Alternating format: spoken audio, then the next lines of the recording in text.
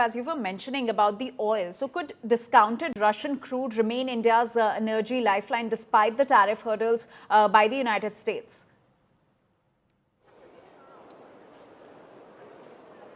So recently when I was interviewing Petroleum Minister Hardeep Puri, he spoke of how India had diversified, our basket from and our oil procurement wasn't restricted to any one bloc, any one region and any one country. From I think 22 countries expanded to 27. Now we've crossed 40 countries from where we meet our oil requirements. And Russia, it was the Biden administration that actually urged India to increase procurement of oil from Russia so that you could stabilize global prices, refine the Russian crude oil and then re-export it and then export it to Europe, to America, to other countries in the world. That would help stabilize prices across the world, and that's exactly what India was doing. And suddenly, when administration changes in the United States of America, and do remember there are no sanctions on Russian oil, there is just a $60 barrel price cap.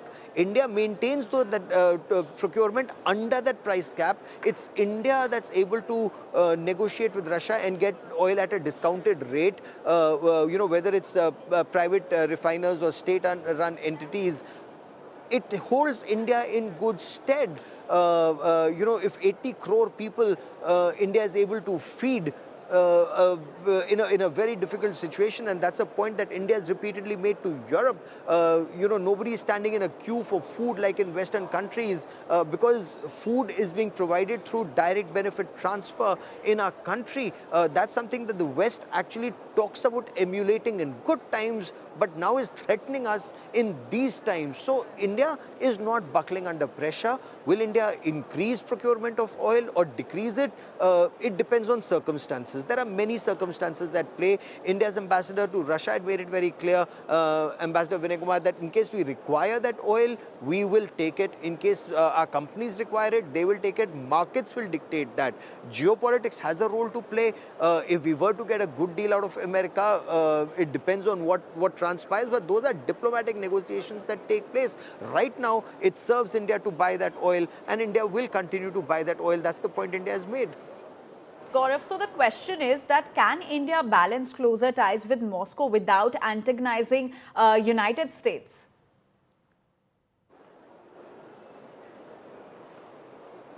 That's a choice for the United States to make. Our relationship with the United States is not incumbent on our relationship with Russia.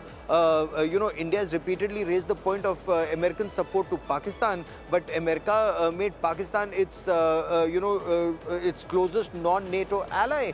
America continued to give F-16 fighter jets to Pakistan and upgraded those F-16 fighter jets. They turned a blind eye to Pakistan's support to radical Islamist terror. So this is something that India has lived with. It's a complex world. There are no best friends, and as the External Affairs Minister put it, you cannot say kutti today and we are friends tomorrow. That's not the way international relations work. You just try to see how best and how many of your common interests meet. When your common interests meet, you're aligned. When your interests don't meet, you distance yourself from those aspects of a relationship. And that's the point. India is not a part of the Western Bloc. India is not a part of the Eastern Bloc either. So India is not part of any bloc. It's a member of multiple groupings because it holds India in good stead to be member of multiple groupings. Now, multi-alignment, the West may see it as black and white, that you're either behind the Iron Curtain or you're a part of the Western Bloc. But that's not the way things work in this ever-changing global dynamics. Why would we want to become subservient to the Americans or play second fiddle to the Americans when we're the world's fourth largest economy? So, if there are hardships, yes, we will have to face those hardships. I was speaking to a senior diplomat who said, look, our rise to the top will not be aided by anyone. We will have to fight for our place under the sun, and we will have to take risks. That's exactly what we are doing. Those risks have held us in good stead so far.